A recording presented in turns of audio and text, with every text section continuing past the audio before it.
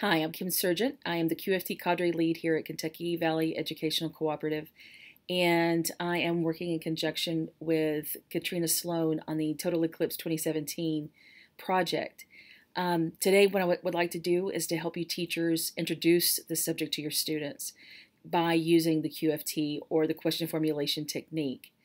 As when using the QFT, it can be used K through 12. The beauty of that is K through 2 is going to look slightly different from 3 through 5, and 3 through 5 is going to look different from 6 through 8, but from 6 through 12 is going to look incredibly similar. So the examples that we're going to give you guys today, look over those and see how you can adapt those. The examples that we're giving are just that. They're just examples. We're not telling you exactly how to do that. And most importantly, we are available that as you develop your QFocus or your QFT project, that if you would like to contact us, you can contact Katrina Sloan, or you can contact me at kimberly.surgent@letcher.kyschools.us. And now we're going to go into the PowerPoint and start the process of showing you how Katrina and I developed a QFocus to use with this project. Katrina will make this PowerPoint available on the website. So if you end up wanting to use this, you're more than welcome to do that, or to pull anything from that. The resources that we've included on here can be found on the web and will be credited. But question formulation technique, or the QFT as we call it, is a rigorous step-by-step process that helps students, every grade level, subject area, and level of academic readiness, to consistently produce their own questions, improve their questions, and most importantly, strategize on how to use those questions. And the key in this process, and this is how we're introducing this protocol to you to be used with the Total Eclipse, is to use the student questions, or to use the QFocus to introduce the subject, and then use the student questions to drive the activity or to drive the learning. Components of the QFT, I've made reference several times to what we call a question focus or QFocus.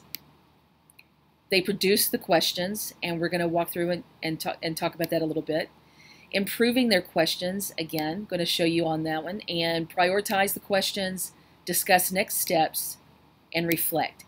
Under discuss next steps is where you're going to find that you'll talk with the students about how to use those questions, or you'll tell the students how you're going to use those questions. The first time that I did QFT, I just went ahead and told my students I was going to use their questions to drive that unit that we were going to use.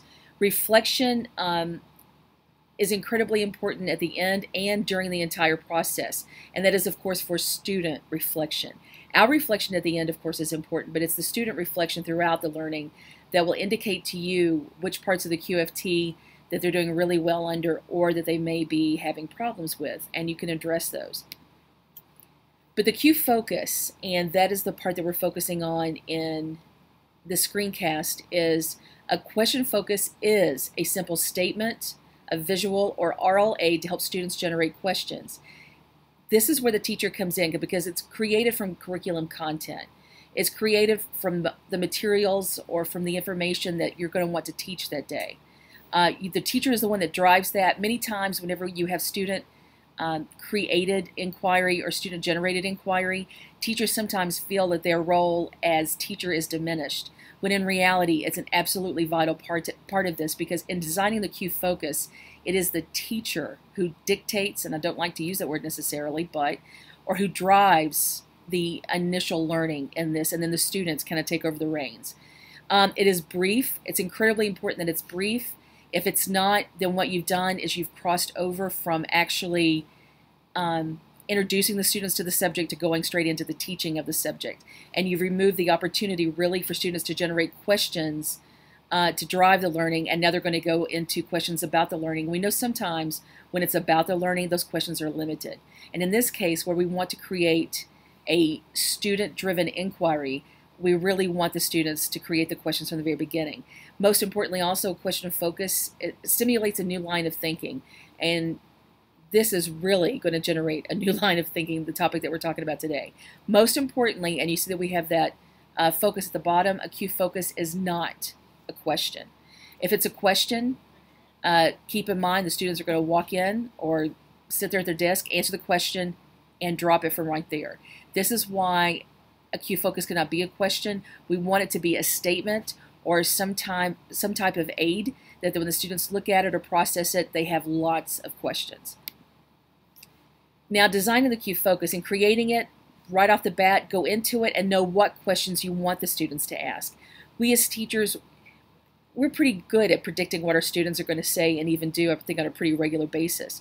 But when you look at your content and you know what you're going to teach, you're going to know right off the bat their misconceptions, but most importantly, any questions that they usually have about those things. And so therefore, knowing the questions that you want them to create, because in allowing them to create their own questions the way they would word those questions, you're not only creating an authentic experience for the students, but most importantly, in sharing that learning, you're also being transparent, and you're giving ownership to the students. And another word for ownership is relevance. And that relevance is something that we talk a great deal about in the classrooms now. But design your Q Focus with those questions in mind, and that will make the Q Focus attend to what you need it to. That being said, Katrina and I are going to discuss how we went through the process of designing a Q Focus for her.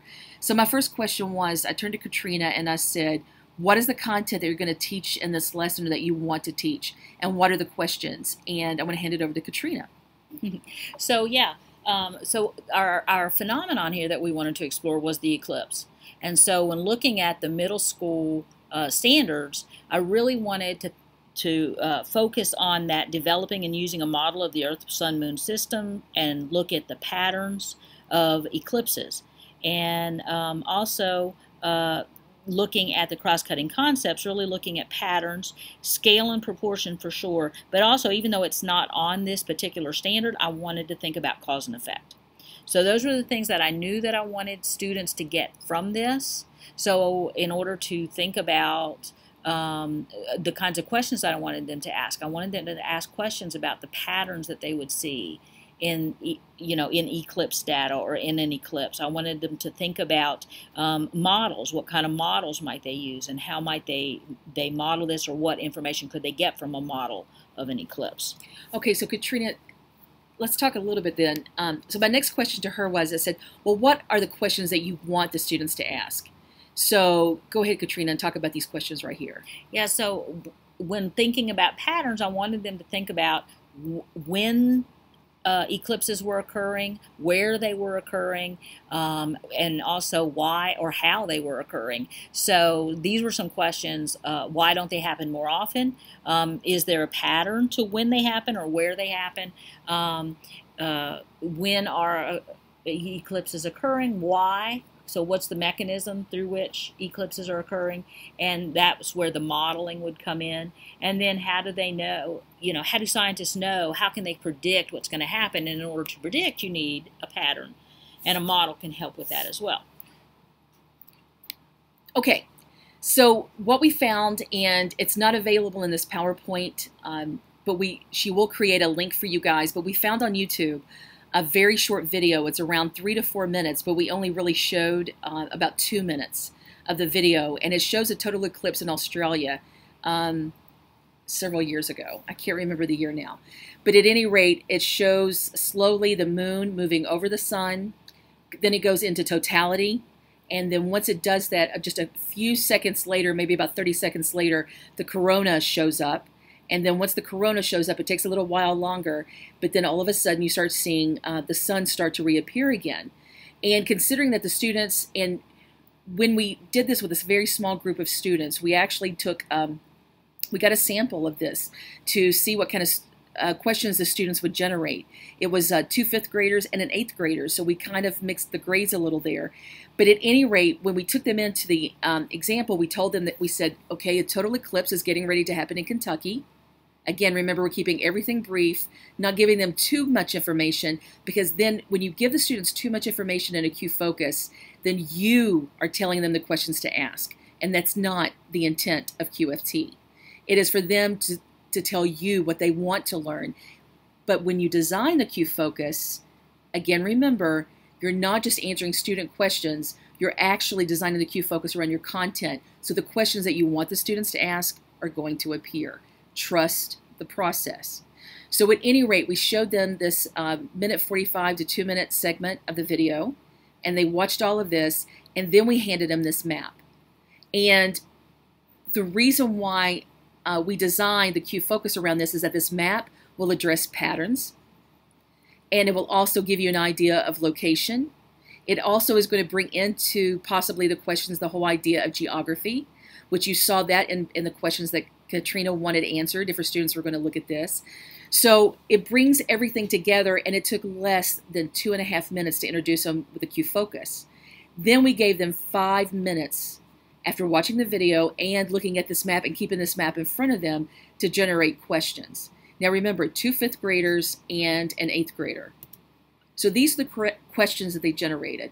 What do the blue lines mean? Now I'm going to explain in just a moment the O's and the C's at the end. If you are not familiar with QFT, there is a process. The first step is producing the questions, or introducing the QFocus, then producing the questions, then improving the questions. And I'm going to talk about that in just a moment. Excuse me. But in generating the questions, the students said, what do the blue lines mean? Why are there solar eclipses? How often do they happen? Why are they so fast? Do you have to wear sunglasses to see them? Do they only happen in certain parts of the world? Why would we want to know where a solar eclipse was going to be? Where was the first one seen? And we're going to talk about the red question there. When will the last one happen, and can they hurt your sight?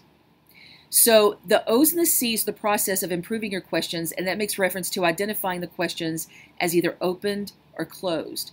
Now, considering for these students that for 2 of them, this was the first QFT they had ever done, they were pretty evenly split between open and closed, which is incredible. For me, the number of times that I've done this with students, pretty evenly spaced. Sometimes you get, with the first time, you'll get a lot of closed questions.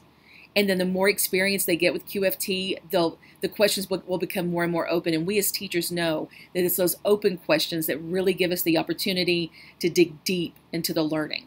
So we get pretty excited about that. But this was actually pretty even for the greatest part. The question that is highlighted was where was the first one seen?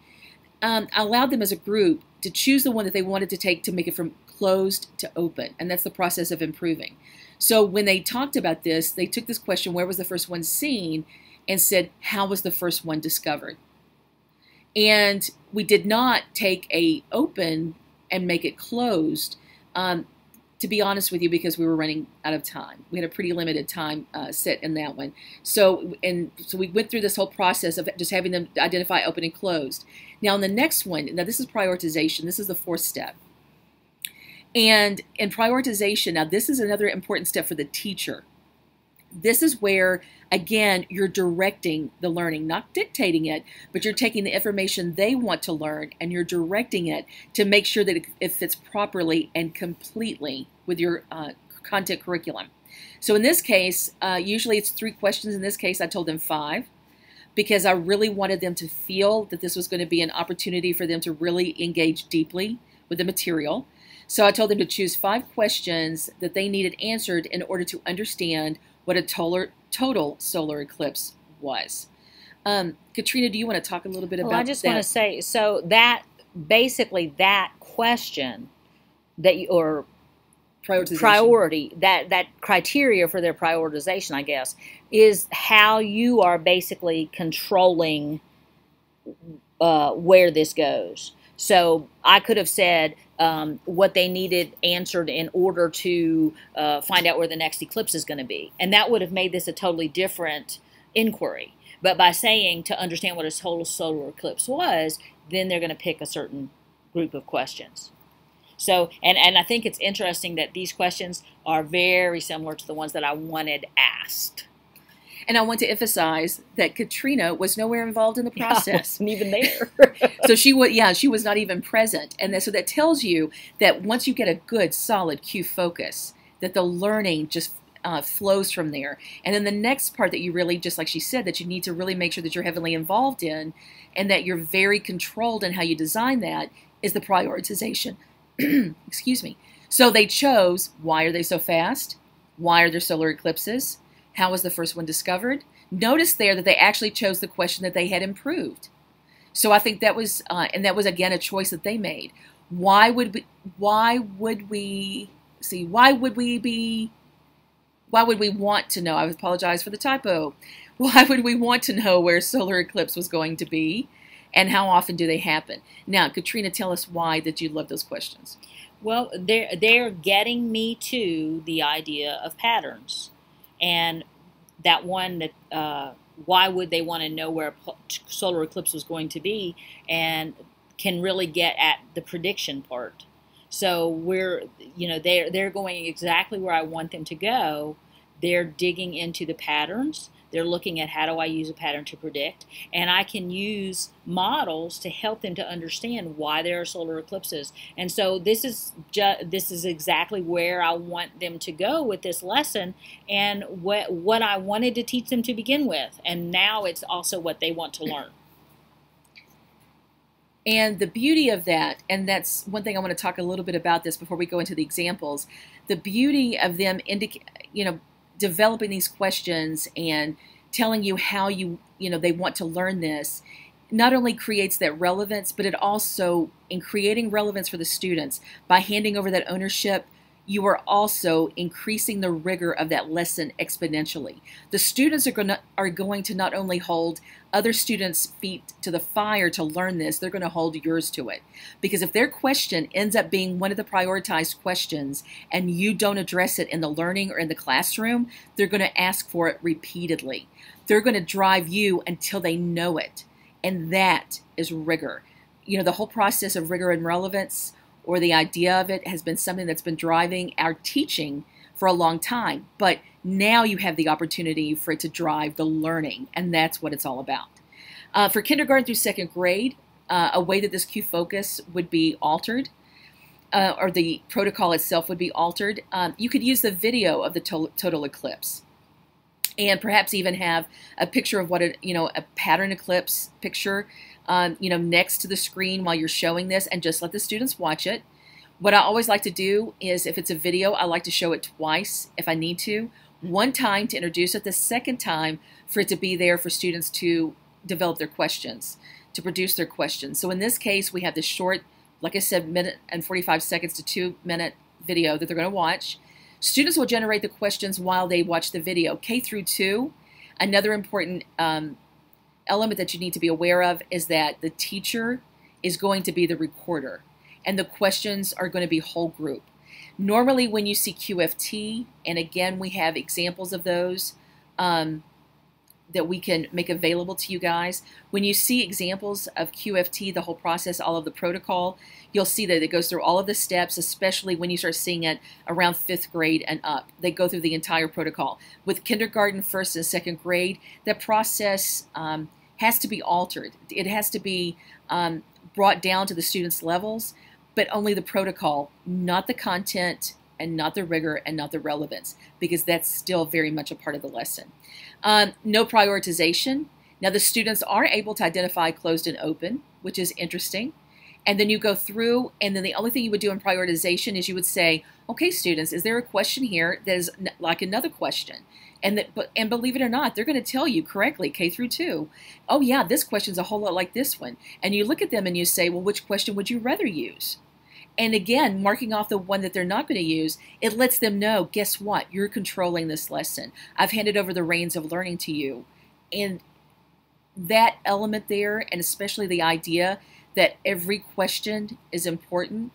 And one thing I want to show you guys at the end is also to let you look at the rules for producing a QFT. Again, the QFT, and we're going to have a model of this for you and how this is being used. The rules of QFT are incredibly important. There are 4 basic rules, and I'm going to introduce those to you guys at the end. But at any rate, 3rd through 5th grade, the video, we're going to show that again, plus we're going to add a map showing the path of the total eclipse over the state of Kentucky.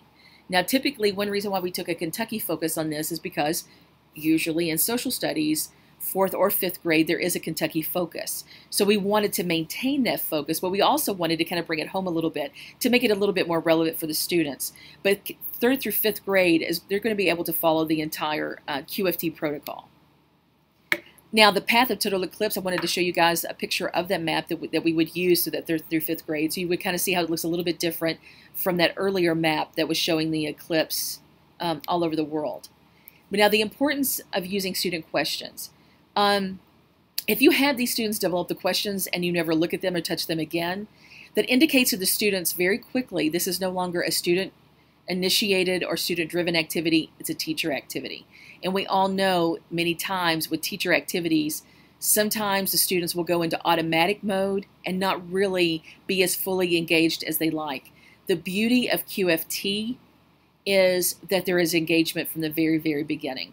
As part of this, as I mentioned a moment ago, we're going to have a separate thing to show you how to talk about the rules with the students, to introduce the rules of QFT and to look deeper at the protocol of QFT. And that's going to be added as part of the series and everything, so in case you do decide to use that, you can come back to that. But using the questions in this, as I've mentioned several times throughout this screencast, is that using the questions increases the rigor and the relevance of the learning, of the lesson, and it places the learning where it belongs with the students. When the students tell you what they want to know, and you have, as Katrina said, kind of controlled and directed that learning, you're going to stay within the content at the same time that you increase student engagement. Katrina, is there anything that you want to add to that at the end there? No, I think you just summed it up great when you said that the students are doing the learning, but you get to guide that learning and focus that learning. So thank you so much for being with us today. We look forward, if you have any questions again. My name is Kim Surgent, and my email is kimberly.surgent@letcher.kyschools.us, and you have Katrina's email. It will be on all of the materials that are produced with this. If you have any questions or any concerns, or you would like any help in this, just please let us know. Thank you. Good job. Nice work. It's still recording. Oh God, how do I make it stop? Right there.